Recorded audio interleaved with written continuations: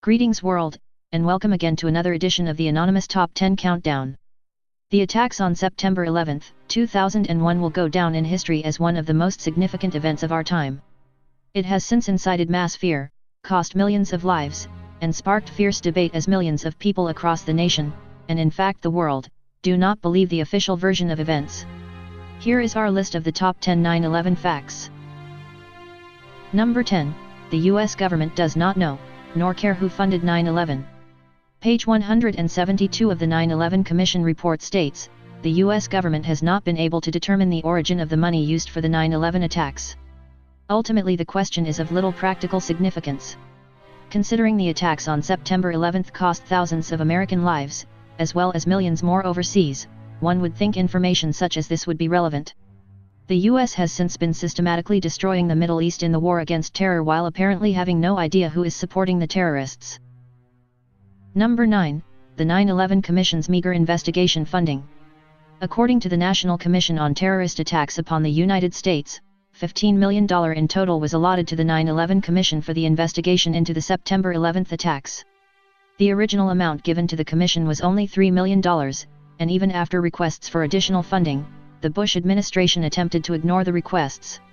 In contrast, some estimates place the investigations into the Clinton administration as high as $80 million, with $6.2 million being spent by independent counsel, Ken Starr, in the Monica Lewinsky matter alone. With the additional investigations conducted by other independent counsels, a staggering $79.3 million had been spent by April of 1999. The amount spent investigating the Clinton administration by far surpasses the amount spent investigating 9/11. Even if one chooses only to acknowledge the $6.2 million spent by Ken Starr during his investigation into the Monica Lewinsky affair, the numbers can be appalling in light of the circumstances. The lives of thousands of Americans should be worth much more than roughly double the sexual activities of a president. Number 8, more than 2,000 engineers and architects oppose official reports. Founded in 2006 by Richard Gage, Architects and Engineers for 9/11 Truth is an American non-profit organization of architects and engineers from across the nation who dispute the official 9/11 Commission report. Due to the physical evidence that contradicts the official findings, those who support this organization have been calling on Congress to pursue a real, and truly independent investigation into the destruction of the World Trade Center towers. By December of 2014, over 2,300 architectural and engineering professionals had signed their petition. They have gained attention across the globe, and continue to gain support as the public is increasingly made aware of the actual events on September 11. Now we want to introduce you to Richard Gage. He is the founder of a group called Architects and Engineers for 9/11 Truth. Mr. Gage, what is that group? We are a group of 2,200 architects and engineers, a nonprofit organization dedicated to finding out what really happened at the World Trade Center with the destruction of all 3 towers on that day. And what do you have doubts about? Well, the architects and engineers that I represent have found evidence that has not been told to the American people by the agencies tasked with explaining the destruction of these towers. Evidence of controlled demolition, particularly with the 3rd high-rise that collapsed on that day in the afternoon of 9/11, World Trade Center 7. We're looking forward to sharing with your viewers that evidence.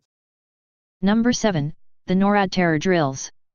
After the attacks on September 11, the Bush administration claimed they never could have predicted an airplane would be used as a missile.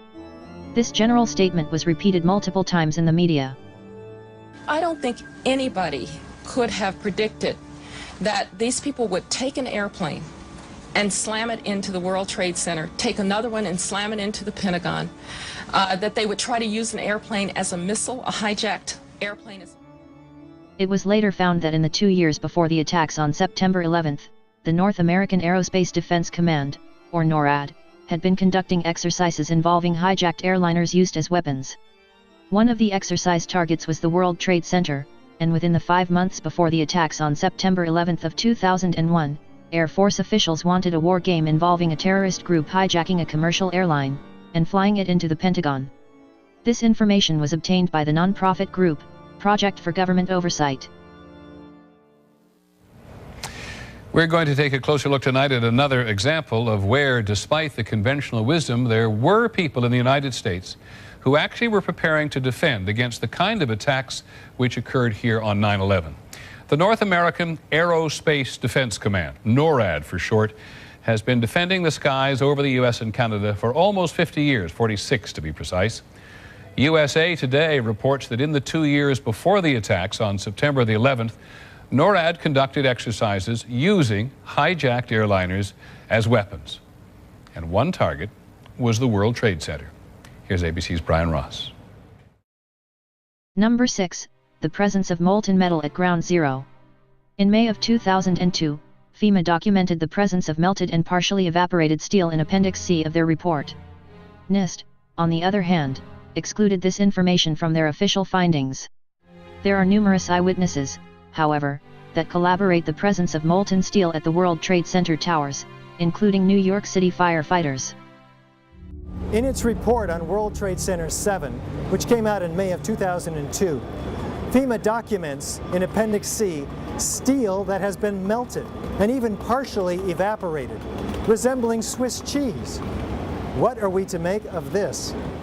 This was the size of steel that they used in the construction of Tower 7. They didn't use this particular kind of steel in Towers 1 or Towers 2. So that's why we know its pedigree. It was a surprise to me because it was so eroded and deformed, and so we took it for analysis in the lab. One section of steel was kept. How it got to be in its present state was described by the New York Times as perhaps the deepest mystery uncovered in the investigation. There's parts where the entire half-inch of the beam is gone, entirely dissolved right through, and so something happened to cause the steel to really thin and in some places to disappear entirely. Well, it was attacked by what we determined was a liquid slag. When we did the analysis, we actually identified it as a liquid containing iron, sulfur, and oxygen. The presence of molten steel at the site of the World Trade Center does not fit the official reports as jet fuel. The only logical combustible present at the time does not burn hot enough to melt steel, which must reach 2,750 degrees Fahrenheit in order to liquefy. This is why John Gross, co-project leader of NIST, refuses to acknowledge the molten steel. Gross claims that no eyewitnesses have testified to the presence of molten metal, blatantly ignoring the photo evidence, as well as videotaped eyewitness statements. Number 5. Evidence of thermite. One scientifically logical explanation for the presence of molten steel in the World Trade Center rubble would be thermite. Thermite is a compound of iron oxide and aluminum, and when ignited, it can reach temperatures up to 4,500 degrees Fahrenheit in just 2 seconds, more than enough heat to liquefy steel beams. When you add sulfur to this mixture, you get thermate, which causes the steel to melt at a lower temperature. Particles of partially reacted thermite were found in the World Trade Center dust. My name is Niels Harriet. I have a master and a PhD in chemistry, and I'm associate professor at the University of Copenhagen, and I have been so for almost 40 years. About 3.5 years ago, I saw accidentally Building 7 going down on a DVD, which was a recording from Stephen E. Jones' lecture he gave on Brigham Young University. And that caught my attention immediately because, for one thing, I have never heard about this building before, and second, I couldn't understand what was going on because apparently it collapsed with no reason at all.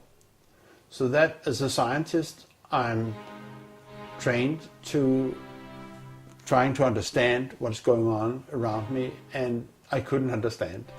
And from that day, I have not had any free time because later on, I started looking into it. I started working on the local scene in Copenhagen, Denmark, and I got involved with a team of scientists, which also counts Stephen E. Jones, Kevin Ryan, etc. A total of 9 people, and in a kind of research investigating the dust from the collapse on the south of Manhattan. And in the dust we found what we characterize as unreacted thermitic material in the shape of some very tiny red-gray chips, which have different properties. Most importantly is they're still reacting, some of them, and in the reaction they produce molten iron, which is the prime indication of a thermitic reaction, and such a reaction can be used to destroy steel structures. Large quantities of sulfur was found as well, though again, this cannot be explained.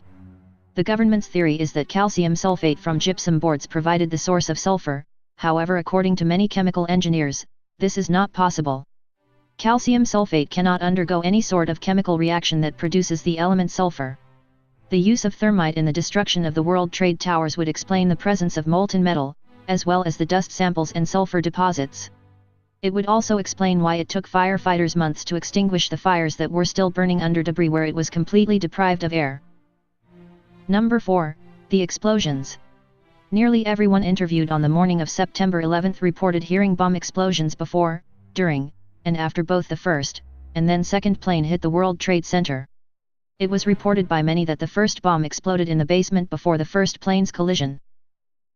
On the B1 level, you have all the support companies for the company that dealt with the World Trade Center. Mine was ABM, American Building Maintenance. Now, that company actually have the structural contracts, has the painter contracts, they have the mechanical contracts. So our office was on the B1 level. As I was talking to a supervisor at 8:46, we're like chit-chatting, and all of a sudden we hear, "Pa!" Very strong. Boom!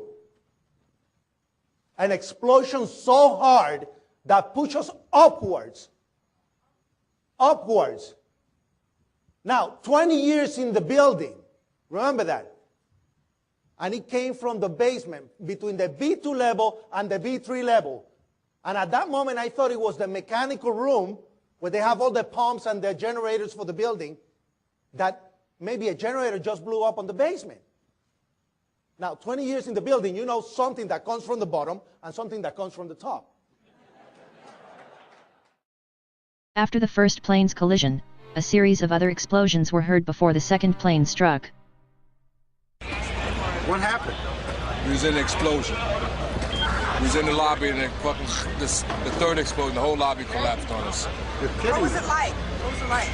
Horrible. It's like hell. You don't want to know. The whole building just collapsed on us inside the lobby. Is that a secondary explosion? Yes, it was. That was the Yeah, definitely secondary explosion. Because we was inside waiting to go upstairs, and on the way upstairs, the whole fucking plane blew, and we just collapsed on everybody inside the lobby. Yeah, here's one of the guys who can tell you I'm okay. All right? Here, hold on. You want to call your mother or something? You gotta get back from here.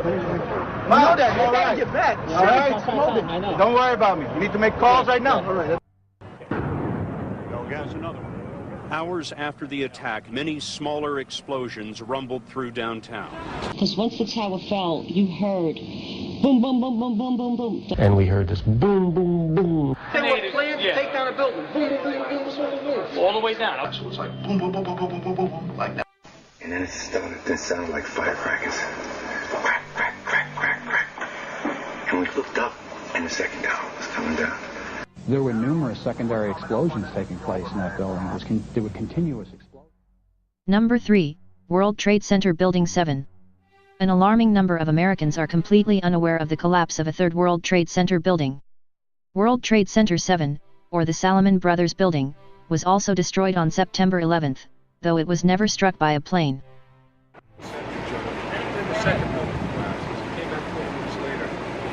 looking like a Three Stooges movie covered in plastic, I swear to God. But you got good shit, man. That's some good shit. Then we went back there. Whoa, whoa, whoa, whoa!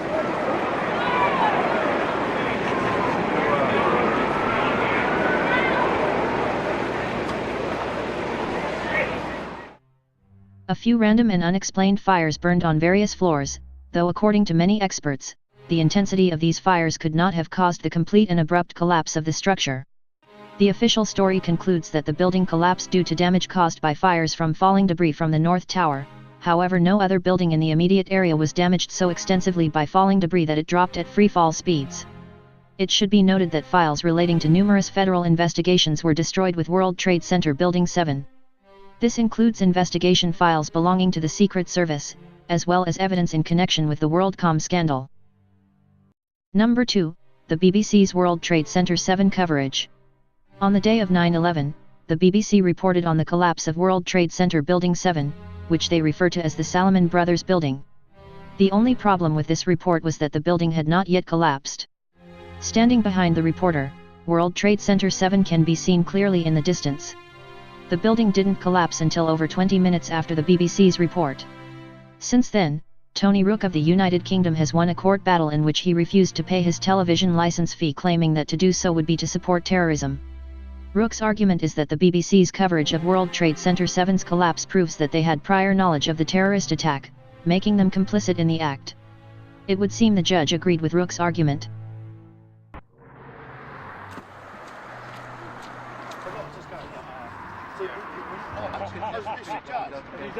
Do you agree? So, the judge did look at the evidence. I said, look, I'm not paying your license under Section 15, Article 3 of the Terrorism Act. And they went through the procedure. I got the court summons, went to court. They asked me if I was guilty. I said, no, I'm not guilty of having an appropriate license because the license isn't appropriate because I'll be funding terrorism, because I know the BBC's covered up the true events of the day. And eventually we arrived here today, and the result has been, I have to say, a fair judge in my opinion, that I have not been convicted. I have no fine, court costs £200, which you guys have very generously donated to, and I have to behave myself and get a TV license, of course, which I'll be running down the post office tomorrow to buy. But hopefully we've set a little precedent here where we might encourage people to go and do the same thing and go to their police, tell them about today, give them the evidence. West Sussex Police have said they're investigating it, which they're obliged to do because the BBC had prior knowledge of a terrorist event, which under, I think it's Section 38 of the Terrorism Act, they should have reported, which they didn't, and they've since given us this impossible flannel about World Trade Center 7 collapsing due to an office fire, which even in the NIST report says fell at free fall speed for 8 floors in 2.5 seconds. Now that is absolutely impossible without a controlled demolition being involved. Absolutely impossible. There's no arguments around it. Don't let anyone else tell you otherwise, because they're saying Isaac Newton is wrong. Number 1, Operation Northwoods. Many people around the world have long suspected that the attacks on September 11th were part of a false flag operation conducted by the US government itself in an effort to frighten the citizens of the nation into agreeing to war. Many skeptics refuse to believe this theory for the simple fact that they cannot imagine their government would do such a thing. However, the United States has attempted an attack on its own citizens in such a way before. Known as Operation Northwoods, U.S. military leaders in the 1960s reportedly drafted plans to kill innocent people by committing acts of terrorism in U.S. cities. The purpose of this plan was to create public support for a war against Cuba. President Kennedy refused to allow the operation to go into effect, and it was brought to a halt. This information has been released in the National Security Archives, and is detailed in investigative reporter James Bamford's book, Body of Secrets. As to whether or not the U.S. government is lacking in scruples is not a question. There is no doubt that it would conduct an operation such as 9/11 on its own citizens if the elite felt it was in their best interest. This concludes our countdown of the top 10 facts about September 11th. Join us again next week for another countdown. We are anonymous. We do not forgive. We do not forget. Expect us.